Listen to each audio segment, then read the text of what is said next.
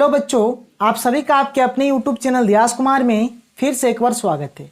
जैसे कि अभी हम लोग क्लास 10th का विद्युत चैप्टर यानी कि इलेक्ट्रिसिटी चैप्टर के बारे में पढ़ रहे हैं और आज की इस वीडियो में हम लोग बात करेंगे कि पार्श्व क्रम संयोजन में प्रतिरोध का कुल मान कितना होता है। जैसे कि पिछले वीडियो में हम लोगों ने श्रेणी क्रम संयोजन के बारे में देखा था, तो आज की इस वीडियो में हम लोग पार्श्व क्रम संयोजन के बारे में देखेंगे। और एक चीज़ देखिए, इसको हम लोग पार्श्व क्रम संयोजन का गणितीय रूप भी कहते हैं। तो चलिए सबसे पहले हम लोग देखते हैं कि क्वेश्चन किस किस टाइप से आता है, फिर हम लोग इसके प्रूफ यानी इसके प्रमाण को देखेंगे। ठीक है, तो देखिए पहला आपको लिखा हुआ आएगा पार्श्व क्रम संयोजन का गणितीय रूप को लिखें। ठीक है, यानी पार्श्व क्रम संयोजन का आपको गणितीय रूप लिखना है। ठीक है, या फिर आपको लिखा रहेगा अथवा प्रमाणित करें। ठीक है, प्रमाणित करें कि आपको प्रमाणित करना है क्या रहेगा, देखिए 1/r बराबर 1/r1 plus 1/r2 plus 1/r3। अगर 3 प्रतिरोध रहा तो कुछ इस प्रकार से, और अगर 3 से अधिक प्रतिरोध रहेगा तो आपको कुछ इस प्रकार से दिया जाएगा 1/r बराबर 1/r1 जोड़ 1/r2 जोड़ 1/r3 जोड़ 1/r4 plus and so on, इसी प्रकार से चलता रहेगा। ठीक है, अब एक चीज देखिए ध्यान से, जैसे श्रेणीक्रम संयोजन में हम लोगों ने RS लिखा था। RS इसीलिए लिखा था क्योंकि श्रेणीक्रम संयोजन को हम लोग सीरीज कॉम्बिनेशन कहते हैं, और सीरीज में पहला अक्षर क्या है, पहला लेटर जो है क्या है, S है। उसी प्रकार पार्श्व क्रम संयोजन को अगर इंग्लिश से देखा जाए तो पैरेलल कॉम्बिनेशन कहते हैं। तो पैरेलल कॉम्बिनेशन को हम लोग, पैरेलल का पहला जो लेटर हुआ क्या है, P है, तो इसको हम लोग RP भी बोल सकते हैं, यानी हम लोग लिख सकते हैं 1/RP। ठीक है, आप अगर ये RP लिखिएगा फिर भी चलेगा, अगर आप सिंपली R लिखते हैं तो फिर भी चलेगा। ठीक है, कोई दिक्कत नहीं है उसके लिए। तो चलिए सबसे पहले हम लोग 3 प्रतिरोध यानी R1 के लिए, R2 के लिए और R3 के लिए देख लेते हैं, जैसे कि हम लोगों ने श्रेणी क्रम में जिस प्रकार से किया था। बात समझ रहे हैं। अब यहाँ पर जो प्रतिरोधक है उसको हम लोग किस में जोड़ेंगे, पार्श्व क्रम में जोड़ेंगे। ठीक है, और उस पहले जो पिछला वीडियो था जिसमें हम लोग श्रेणी क्रम में पढ़े थे, तो उसमें हम लोगों ने श्रेणी क्रम में जुड़ा था। तो जैसे क्वेश्चन आपको इसे बनाना है। ठीक है, तो चलिए देखते हैं।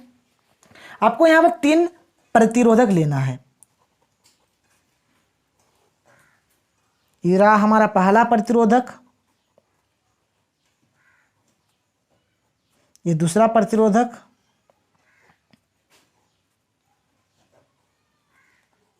और ये तीसरा प्रतिरोधक। ठीक है, समझ रहे हैं आप सारे बातें को एकदम अच्छी तरीके से। तो हमने यहां पर क्या लिया, R1, R2, R3। यहां पर हम लोगों ने 3 प्रतिरोध लिया। एक्चुअल में 3 प्रतिरोधक है, जिसका प्रतिरोध क्या है, R1 है, R2 है और R3 है। और इसको हम लोगों ने क्या किया, एक बैटरी से जोड़ दिया। ठीक है, इसको हमने क्या किया, एक बैटरी से जोड़ दिया। और ये जो बैटरी है इसका विभवांतर क्या है, V है, इधर प्लस है इधर माइनस है। ठीक है, अब देखिए इसमें हमारा I विद्युत धारा प्रवाहित हो रही है। ठीक है, और ये जो I विद्युत धारा है ना, यह जब यहाँ से जैसे इधर आती है, तो जब इस बिंदु पर आती है ना, तो देखिए इधर भी विद्युत धारा जाती है, इधर भी और इधर भी। ये जो R1 की तरफ विद्युत धारा आती है, यहाँ पर I1 विद्युत धारा आती है। क्या आती है, I1 विद्युत धारा आती है। ठीक है, R1 की ओर I1 विद्युत धारा आती है। उसी प्रकार R2 की ओर I2 विद्युत धारा आती है, फिर R3 की ओर I3 विद्युत धारा आती है। और फिर से देखिए इस बिंदु पर जैसे ही विद्युत धारा आती है तो ये 3 भागों में बंट जाती है, इधर इधर और इधर। फिर से यहाँ पर भी उसी प्रकार से क्या होती है, यहाँ पर भी जैसे I1 हो गया, फिर I2 हो गया, फिर इस प्रकार से I3 हो गया। और जब इस बिंदु पर आती है और यहाँ से जब निकलती है तो फिर से I होके निकल जाती है। बात समझे, यहाँ पर जैसे I से एंटर करती है, इधर I1 इधर I2 इधर I3 में बंट जाती है, फिर यहाँ पर भी I1 I2 I3, और जैसे यहाँ से निकलती है तो अब I में परिवर्तित हो जाती है। बात समझ रहे हैं, इस प्रकार से होता है। और एक चीज़ यहाँ पर हम लोग क्या करते हैं, एक एमीटर जोड़ देते हैं। ठीक है, यहाँ पर हम लोग एक एमीटर जोड़ देते हैं। यहाँ पर एक हमारा स्विच रहता है कुछ इस प्रकार से। ठीक है, इधर हम लोग प्लस दे देते हैं, ये हमारा माइनस, और ये हमारा के क्या है, एक स्विच है। यहाँ तक आप समझ गए। और देखिए जैसे कि मैंने आपको बताया था कि विभव मापने के लिए हम लोग विभव मापी यानी कि वोल्टमीटर का यूज करते हैं, वो धारा मापने के लिए धारामापी यानी कि एमीटर का यूज करते हैं, और एमीटर यानी कि धारामापी को हमेशा हम लोग श्रेणी क्रम में और वोल्टमीटर को हमेशा हम लोग पार्श्व क्रम में जोड़ते हैं। तो यहाँ पर हम लोग क्या करते हैं, एक वोल्टमीटर कुछ इस प्रकार से इसके पार्श्व क्रम में जोड़ते हैं। ठीक है, कुछ इस प्रकार से एक हम लोग वोल्टमीटर यहाँ पर जोड़ देते हैं ऐसे। ठीक है, अब इसको आप अगर थोड़ा डिजाइन वाला बनाना चाहते हैं तो आप इसको बना दीजिए। यहाँ पर ये पहला सिरा, अंतिम सिरा, पहला सिरा, अंतिम सिरा, और ये रहा आपका पहला सिरा, ये अंतिम सिरा, और ये आपका रहा पहला बिंदु, और ये रहा आपका दूसरा बिंदु। ठीक है, चलिए यहाँ तक तो आप समझ गए। अब ये जो चित्र मैंने बनाया ना, इस चित्र को अब हम लोग यहाँ पर लिखते हैं कि हमने क्या क्या चित्र में कांड किया है। ठीक है, तो चलिए लिखते हैं कि माना तीन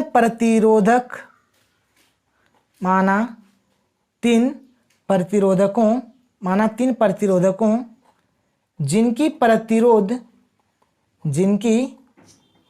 प्रतिरोध क्रमशः क्या क्या है, R1 है, R2 है तथा R3 है, क्रमशः R1, R2 तथा R3 है। ठीक है, जो भी विभवांतर के बैटरी के साथ जुड़ा हुआ है, और ये जो है R1, R2, R3 यह भी विभवांतर यानी V वोल्ट के बैटरी के साथ जुड़ा हुआ है। ठीक है, माना परिपथ की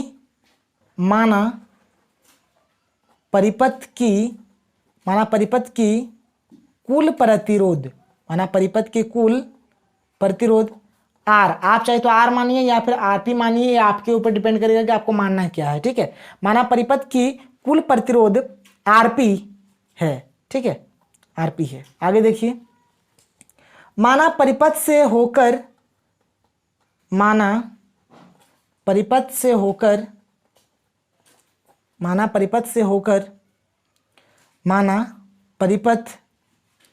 परिपथ में लिखिए, परिपथ में प्रवाहित होने वाली धारा I है। यानी ये जो परिपथ है इसमें I धारा प्रवाहित हो रही है, और ये I जो है क्या हो रहा है, जो तीन प्रतिरोधकों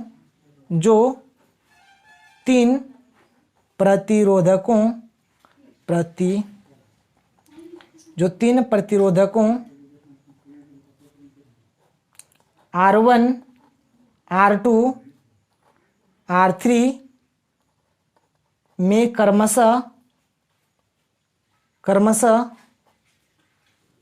क्रमशः विभाजित होकर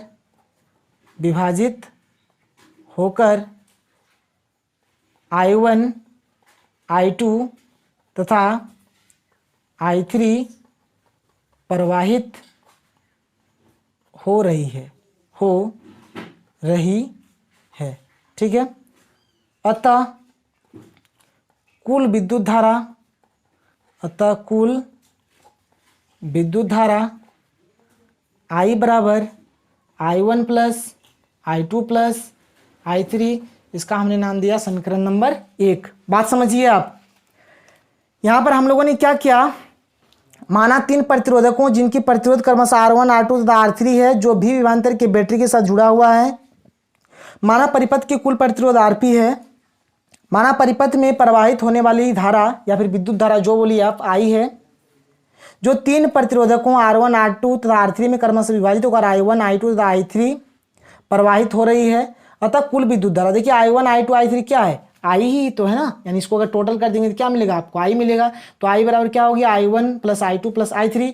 जो फंडा हम लोगों ने श्रेणी क्रम में क्या था वही फंडा यहाँ पर भी लगाएंगे। क्या, ओम का नियम लिखेंगे, ओम के नियम से।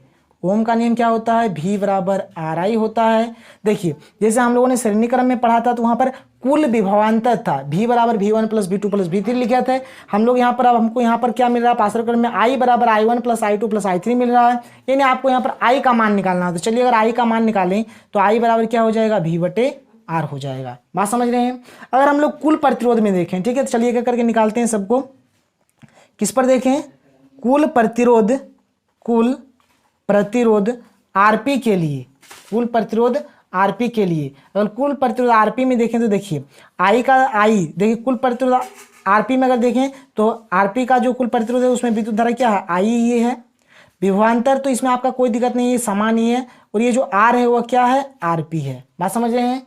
एक यहाँ पे एक चीज आपको यहाँ से मिला। अब चलिए हम लोग आगे का चीज देखते हैं, आगे आपको क्या क्या लिखना है यहाँ पर। ये कुल प्रतिरोध के लिए देखें हम लोगों ने, ठीक है। अब अगर हम लोग देखें प्रतिरोध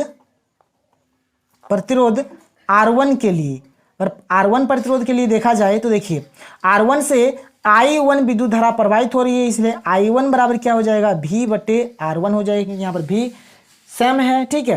अगर प्रतिरोध R2 के लिए देखें, प्रतिरोध R2 के लिए, R2 प्रतिरोध के लिए देखा R2 से I2 धारा प्रवाहित हो रही है, तो I2 बराबर क्या हो जाएगा, V/R2 हो जाएगा। उसी प्रकार प्रतिरोध R3 के लिए देखें, प्रतिरोध R3 के लिए, और R3 के लिए देखें तो R3 से क्या हो रहा है, I3 विद्युत धारा प्रवाहित हो रही है, तो I3 बराबर क्या हो जाएगा, V/R3 हो जाएगा, ठीक है। तो अब हम लोग चलिए यहाँ पर ये जो समीकरण 1 आप देख रहे हैं इससे हम लोग वर्क करते हैं, तो लिखते हैं समीकरण 1 से। समीकरण 1 से क्या हो जाएगा, जैसे I बराबर क्या लिखा है, I1 + I2 + I3 है ना। समीकरण में क्या है, I1 + I2 + I3 है ना। तो चलिए एक एक करके सबका वैल्यू पुट करते हैं। तो I का वैल्यू क्या है, V/RP है, देख लीजिए आप। तो चलिए I का वैल्यू यहाँ पे पुट करते हैं, V/RP। अब I1 का वैल्यू है V/R1, तो यहाँ पर हमने लिखा V/R1।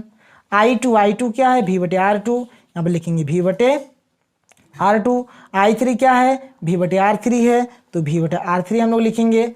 अब अगर आप देखेंगे तो V/RP यहाँ पर एज इट इज रह गया, यहाँ पर भी V है, यहाँ पर भी V है, यहाँ पर भी V है, तो V हमने कॉमन ले लिया, तो ये बचेगा 1/R1, ये बचा 1/R2 और ये बचा 1/R3। यहाँ से V और V कैंसल आउट हो जाएगा, तो क्या बचा, 1/RP बराबर 1/R1 जोड़ 1/R2 जोड़ 1/R3। तो इस प्रकार से हम लोगों ने ले आया। ये तो 3 प्रतिरोधक के लिए हुआ, ठीक है। अगर 3 से अधिक प्रतिरोधक रहता है तो आप किस प्रकार से करेंगे, 3 से अधिक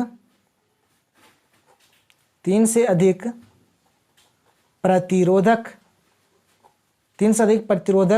रहने पर, अगर 3 से अधिक प्रतिरोधक रहेगा तो आप कैसे लिखेंगे इसको, 1/RP बराबर 1/R1 + 1/R2 + 1/R3 + 1/R4 + and so on, इसी प्रकार से आगे बढ़ता रहेगा, ठीक है। तो चलिए ये था हमारा पार्श्वक्रम संयोजन का गणितीय रूप, और हम लोगों ने यहाँ पर देखा कि आप किस प्रकार से इस इक्वेशन को आप प्रूव करेंगे। तो आज के लिए इतना ही, फिर मिलते हैं अगले वीडियो में। Thank you.